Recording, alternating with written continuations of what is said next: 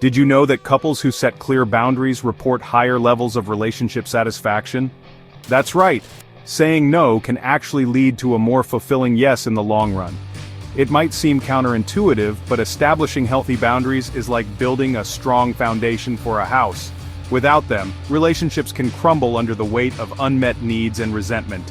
Healthy boundaries aren't about closing yourself off, but about creating a safe space for both people to thrive. Think of it this way: when we don't set boundaries, we're essentially saying yes to everything, even things that drain us or make us unhappy. This can lead to burnout, resentment, and ultimately, a breakdown in the relationship. By learning to set healthy boundaries, we communicate our needs and limits, allowing ourselves and our loved ones to show up as our best selves. In the following sections, we'll explore what healthy boundaries look like, why they can be so challenging to establish, and most importantly, how to start setting them in your own life. Healthy boundaries are the limits we set for ourselves in relationships to protect our well-being. They are like invisible fences that define where we end and another person begins. These boundaries encompass our physical, emotional, and mental limits. For example, a physical boundary might be saying no to unwanted physical touch. An emotional boundary could involve not taking on someone else's emotions as our own. A mental boundary might be protecting our time and energy by saying no to excessive demands. It's important to remember that healthy boundaries are not selfish, they are an act of self-love. When we value and respect our own needs, we are better equipped to give and receive love in a healthy way. Just like a garden needs a fence to protect it from being trampled, we need boundaries to safeguard our emotional well-being. By clearly communicating our needs and limits, we create a space for authentic connection and mutual respect to flourish.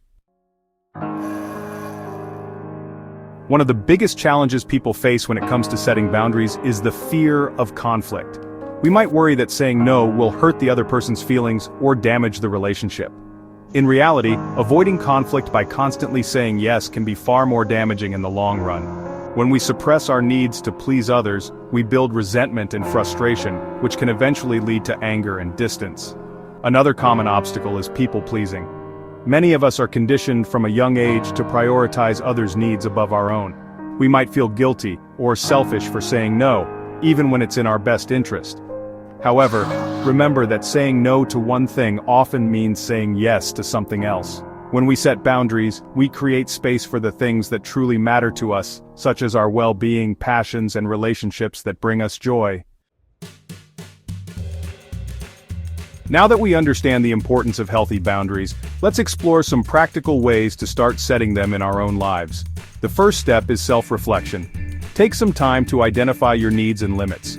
What are your non-negotiables? What makes you feel drained or disrespected? Once you have a clearer understanding of your boundaries, you can start communicating them to others. When setting boundaries, it's important to be clear, direct, and assertive. Use I statements to express your needs without blaming or attacking the other person. For example, instead of saying you're always late, try I feel disrespected when you're late, so in the future, I need you to be on time. Remember that setting boundaries is an ongoing process, not a one-time conversation. It takes practice and consistency to establish and maintain healthy boundaries. Don't be afraid to reinforce them as needed, and be prepared to have open and honest conversations with loved ones about your needs.